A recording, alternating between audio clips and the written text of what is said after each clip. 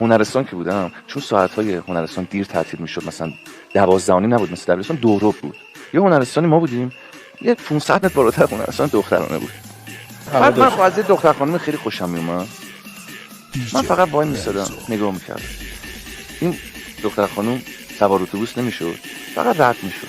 من باور کن فقط یه لبخند میزدم، اونم یه لبخند میزد میرفت. مثلا بعضی وقتا می‌خواستم شیرین بازی در آره تیک انداختن نبودم، ولی مثلا شیرین بازی می‌خواستم در بیارم، مثلا میگفتم یه روز اومد رد شد، نگاهش کردم تو خفه شد کثافت. من فقط همون لبخنده عادت کردم، همون لبخنده رو می‌زدم. خب اینو که گفت من اینجوری شدم رفت. فرداش دوباره اومدم دیدمش، گفتم لبخند زد. فهمیدم اینا دو تا خواهر دوقلو ان. یه روز اینو میدیدی یه روز اونو میدم، یه روز اینو میدم. بعد اون از من خیلی بدش میومد.